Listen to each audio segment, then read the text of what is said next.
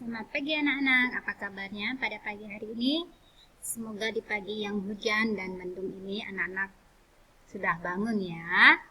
Sudah bangun, sudah mandi dan sarapan. Nah, karena cuacanya hujan jadi membuat kita malas untuk bangun ya. Tapi jangan terlalu malas-malas juga karena tidak baik. Jadi segera bangun, mandi, sarapan, dan mempersiapkan materi yang diberikan oleh Bapak dan Ibu guru setiap hari. Ya, yang penting tetap jaga kesehatannya. Oke, sebelum kita memulai pembelajaran pada pagi hari ini, terlebih dahulu kita berdoa ya anak-anak, demi nama Bapa, Putra, dan Roh Kudus. Amin. Bapa kami yang ada di surga, dimuliakanlah namamu. Datanglah kerajaanmu, jadilah kehendak-mu di atas bumi seperti di dalam surga. Berilah kami rezeki pada hari ini, dan ampunilah kesalahan kami, seperti kami pun mengampuni yang bersalah kepada kami. Dan janganlah masukkan kami ke dalam pencobaan, tetapi bebaskanlah kami dari yang jahat. Amin. Demi nama Bapa, Putra, dan Roh Kudus. Amin. Oke anak-anak, pada pagi hari ini kita sudah memasuki subtema 2 ya. Nah, manfaat hewan bagi kehidupan manusia.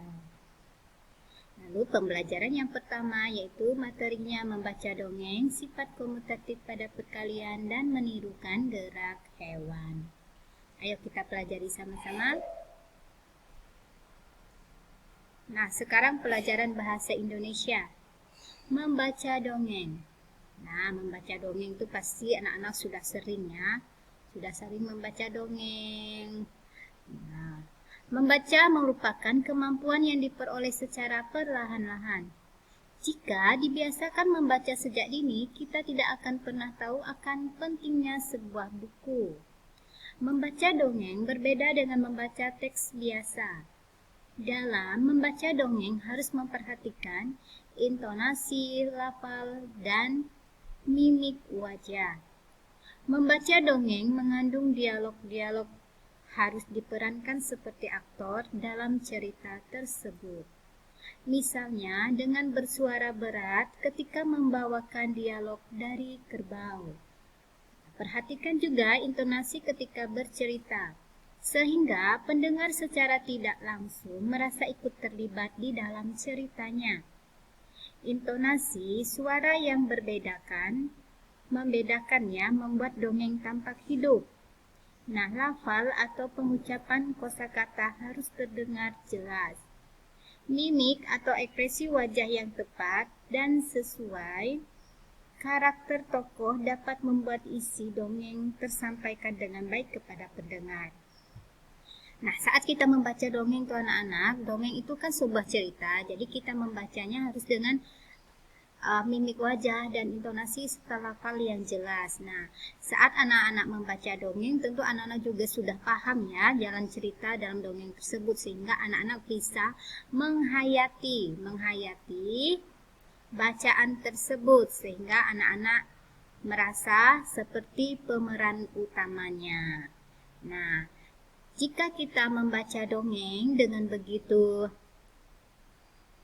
serius atau dengan lafal, intonasi, dan jeda yang bagus, maka penonton menjadi sangat tertarik untuk mendengarkan cerita tersebut karena pengucapannya jelas, intonasimu jelas, habis itu mimik wajahmu atau ekspresi wajahmu saat membaca juga menjiwai dalam cerita dongeng tersebut sehingga orang menjadi sangat tertarik.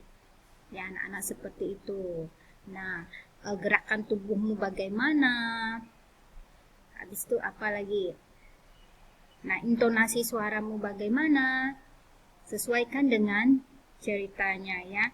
Nah, seperti anak-anak bercerita tentu juga memahami dongeng yang anak-anak bacakan. Seperti itu ya, harus sangat mendalami ceritanya. Nah, sekarang pelajaran matematika dengan sifat komutatif pada perkalian.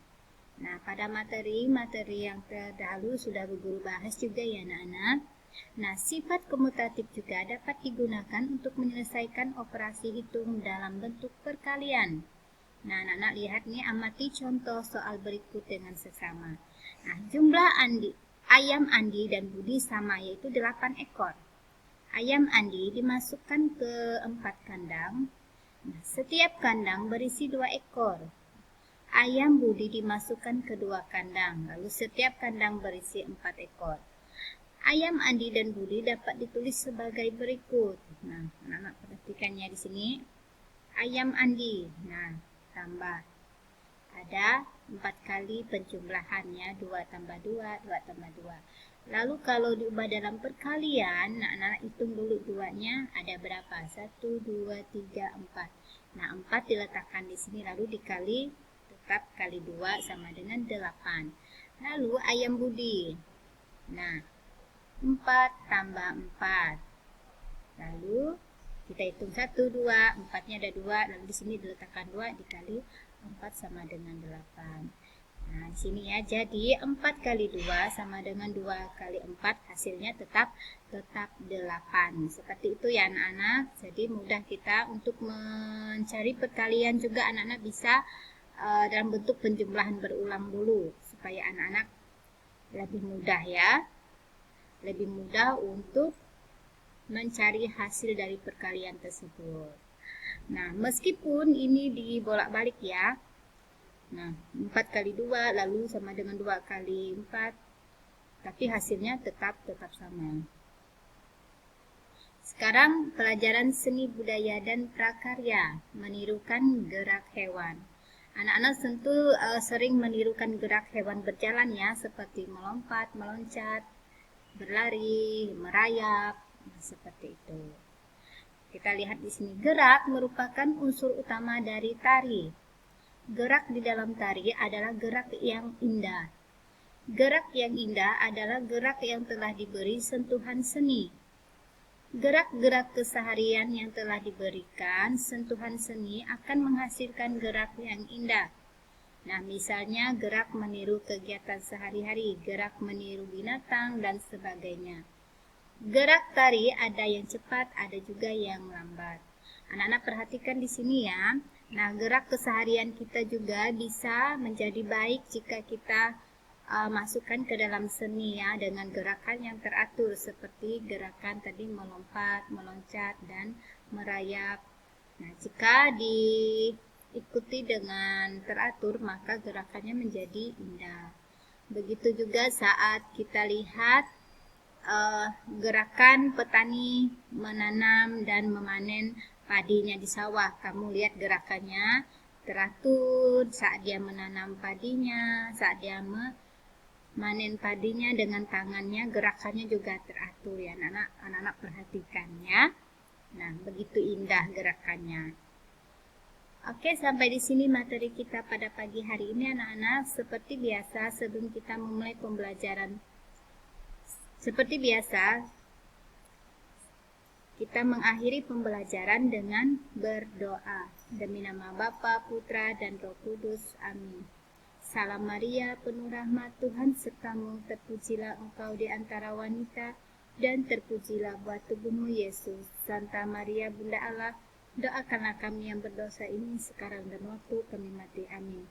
Demi nama Bapa, Putra, dan Roh Kudus. Amin. Selamat pagi dan Tuhan memberkati.